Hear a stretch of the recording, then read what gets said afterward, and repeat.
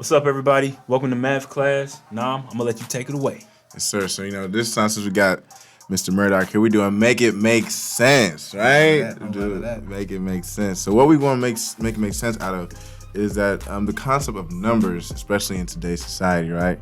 So especially for people around our age, in our 20s, trying to figure out life, trying to ball, we want everything in a microwave sense, and microwave journey to be done so quickly. Numbers is a big thing that can play a role, right? So, you might find a job that's decent, but you want to get the one you want to have six figures today and all those things. So we're just going to talk about how numbers, in so many different sense, have not played, but just has so much of an influence on what we do, right? So, what I like to think about numbers is that numbers is objective, right? Like we always say, that numbers don't lie. If someone scored 5 points yesterday, you can't argue that he scored 5 points. That's 5 points. So I think that when I say that numbers are the objective that fuels the subjective conversations, because LeBron James had a tremendous career, right? Michael Jordan had a tremendous career. But we found a way to have a debate about it because of the comparison. We're not gonna do that. We're not gonna do that. I knew we were gonna have a good episode. I knew we were gonna have a good episode. This is good people right here. But we know Reggie Miller now. That's what we can agree on. So, bro, why are you even doing this? Like, this is what I'm talking about. All love. Like, nobody was talking about shooting. All right.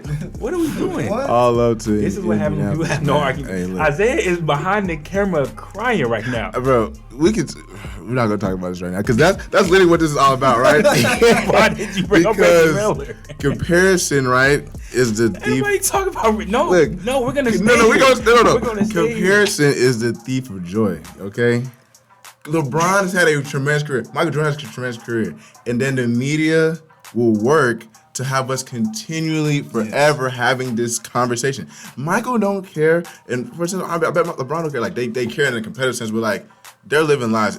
No matter what, we're just spending every morning of our day going on First Take to hear the same conversation every morning. They just change it up a little bit, or like undisputed. You think about it, I thought about that one day. Like, this is the same conversation. Like, it may start off with the Lakers won and LeBron had 30, but they just bring it back to Michael. Like, they find a way to bring it back. So it's just that the numbers. And then let's talk about social media, right? Like you can have a good time with your friend, post a picture, like you like the picture, but if the picture doesn't get as many likes as you wanted, or your friend next to you got more likes, that also serves as a problem too. Like you start thinking, okay, maybe it's not that. And even like we said, money, like if you got the job, Bryce is taking care of everything. He's a big money spender right now. And, right now, I am not there right now. I don't know where this came from. I don't know where this. Yo, he is wilding on this. I'm putting out all this information. Are we even 4 minutes in? Are we in 4 minutes in? But look, he's wilding. Yo, I'm blessed and I'm doing okay. I'm doing all right. Okay. Okay. But my God provides. Okay. Yeah, it's the same thing. Where like you need to know your journey, but at the same time, like people compare, like dang, I'm not where Bryce is at, and just like let's dive into that. Like, what is? Nobody's saying that. So like, can we talk about the numbers, man? Like what that means right now?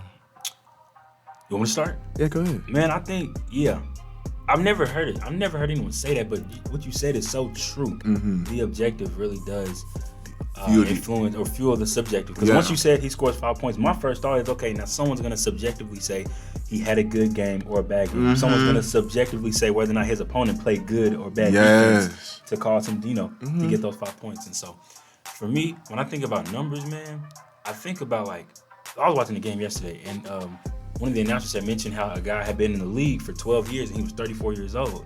Now, a younger Bryce, 7, 8-year-old Bryce, who was it? Game. I think Wesley Matthews. He's been in the league for 12. Came out been in the league 12 years. Oh, you watched the Lakers play last night? Okay. And a younger me would have been like, dang, 34? He's been in the league 12 years. He's gonna retire. Dang, his life is over. Because I'm 7 or 8. So, and all I did was watch basketball and sports growing up. So, guys retiring at 30. So, I'm thinking, okay, by 30, I need to be ready to be done with everything. I need to have everything set by 18, 19 so I can be done in 34. When it's you can't even be the president of the United States till you're 35. Right. Right. So, certain careers you can start at 18, others, and you can be done at 35. Others, you can't even start until you're that age, And so, as I've grown up, I've gotten that perspective. So, I guess when I'm saying numbers, I'm talking more so time. I realized like we, Lord willing, we have a lot more time than we realize. But like you said, we all want things in the microwave. But sometimes you gotta wait on that crock pot dish, So. Hey, look, don't it taste better in the crock pot than do come out the microwave? Oh. So you really gotta let that thing marinate. Let that thing do its thing. Sometimes we just, you microwave it or you do the process. It don't got all the ingredients. It didn't put some extra preservatives in there. You gotta okay. What's up? We're gonna let you talk. I promise. Okay. I was watching. This was some years back. Gordon Ramsay. Yeah. So he was like, I forgot what the show was called, but he would go into restaurants and His kitchen. No. Oh, okay. That's like with like the different chefs. He would go into a restaurant and try to fix it up. A bad restaurant, he would build it up. Someone put in the comments what the name of the show is, because I can't remember.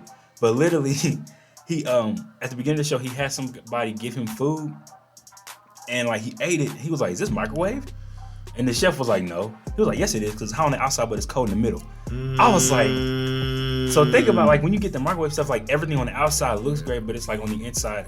Did you go through what you should have gone through to be ready for that success? You know what I'm saying? Did you really become who you were supposed to become? Even though you got the success, are you really successful? Because you're not in purpose. Yes. You're not really who you're supposed to be. It just looks like it because it's hot on the outside. And you can, I can take that one. So you can talk about. We gonna let it slide over there. Go ahead. Let it flow. Yes, sir. Because I know don't worry, because he gonna drop the fire. I don't even really start talking, but just especially the surface level, right? Because this ain't even gotta do what we're talking about. The surface level look great, but if you break it down, it may not be there. All right, I'm gonna let you go. Okay. Well, so what we talking about? Numbers. What you gotta say, brother? What you gotta say, bro? I'm sorry, that came out of nowhere, man. No, but that's the nature of the great conversation. Like I said, I'm just happy to be here. You came in smooth. I ain't about to lie. Oh my goodness, man! I'm here, bro. So it was great voice. I got three different things, right? Mm-hmm. So one, I definitely appreciated what you said about the process. Yeah. A lot of what I talk about is a process towards progress, and the first step in the process towards progress is patience. Yeah. And I say that desire is what fuels patience, and patience creates this methodology that is the process towards progress. So why do I bring it up here? I want to kind of pair what you said about process and what you said about time. Too often, and even I am someone who consistently struggles with this, and it's too often we forget the role that time plays in progress, not just the process, but the role that time plays in progress. And a lot of us forget the fact that you may get to the point of success, but because you haven't taken time to understand what really goes into that image, what really goes into that experience, what really goes into that blessing, you may get to the point that you've always been striving for, but because you didn't take time to get educated, to get knowledgeable, to simply have experience, you miss over what you've been looking for. And then for a lot of people think time is just good because the less time it takes, the more efficient I become, the better that I am. When in fact, sometimes the more time you take adds to the seasoning. Yes. Something I say a lot is that traditions for the sake of traditions are like unseasoned chicken. It's a recipe for disaster. And too often, people don't take the time that they need to develop that seasoning, to add character and flavor to the dish that we're looking to create.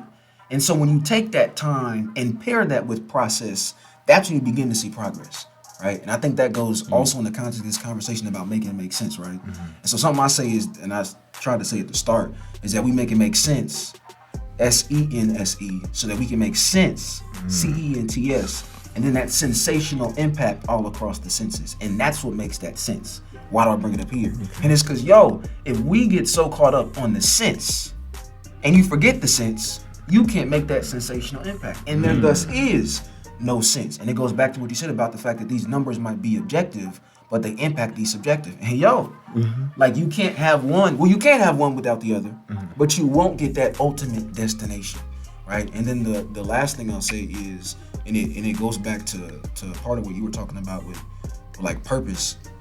It's that, man, I think in life, you're right, we don't know when we're gonna come or when we're gonna go. We don't know when our lives are gonna be taken. We're navigating not one but two pandemics of our present right now. Yes, sir. And part of what I try and keep in mind is I'm blessed to still be on some kind of a journey.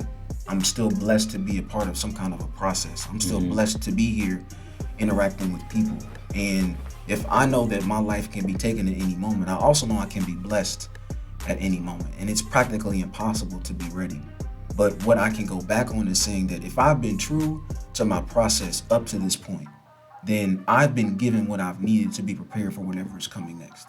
And again, like so often, we try and rush for the sake of some title or for the sake of some validation.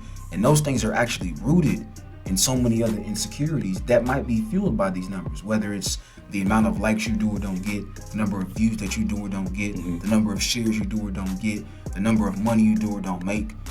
And y'all, if we can stay true to that process, which I think is rooted in character and integrity, you see progress from a perspective that it doesn't matter what the numbers say. There's a narrative that lies, and that's what people remember. So, no, I definitely appreciate that conversation. I mean, that's fact.